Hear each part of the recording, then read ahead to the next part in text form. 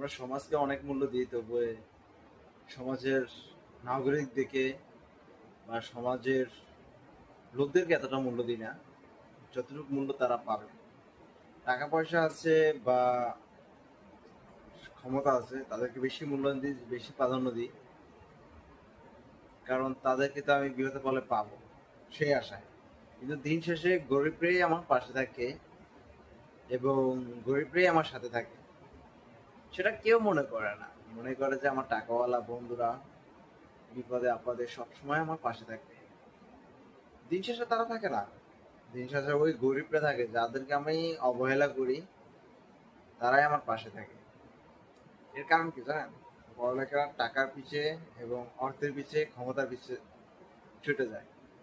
কোনো এক বন্ধু অসহায় বা কোনো এক বন্ধু বিপদে পড়লো, তারা আশেপাশে দাঁড়াবে না, কারণ সে সময়টাকে লস মনে করে। আর গরিবরা মনে করে যে একজনকে যদি আমি হেল্প করি, আল্লাহ আমাকে অন্য দিক দিয়ে আমাকে হেল্প করবে। আমি একজনের বিপদের সময় তার আমি কাছে ধারালাম, মানি আল্লাহ আমাকে অন্য দিক দিয়ে সহায় করবে। আর আল্লাহ এই কারণে আমাকে মাফও করে দিতে পারে।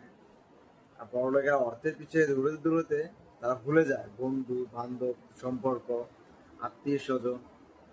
তারা মনে করে কেন আত্মীয় স্বজন, যেখানে অর্থ নাই, যেখানে লালসা নাই, তারা তো ওখানে দাঁড়াবে না।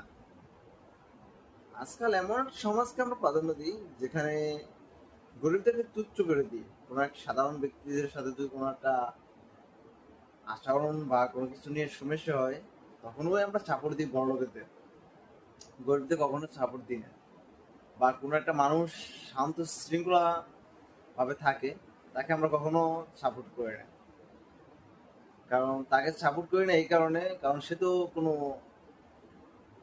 কোনো দিক থেকে আমাদেরকে জ্বালাতন করতেছে না। ওই যারা খারাপ লোক, যারা আপনার বেহায়া, চিল্লাপাল্লা করে, তাদের দিকে সবাই যোগ দিবে। কারণ কারণ হলো তারা বেপরদা,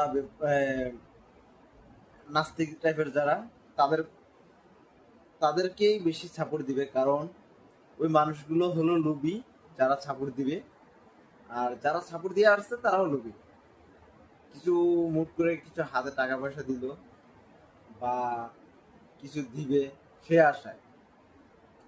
কিন্তু কিছুটা আপনারা জানেন, শান্ত শৃঙ্খলা যে মানুষগুলো থাকে, সে মানুষগুলো সবচেয়ে ভদ্র, নম্র টাইপের হয় এবং তাদেরও রাগ আছে।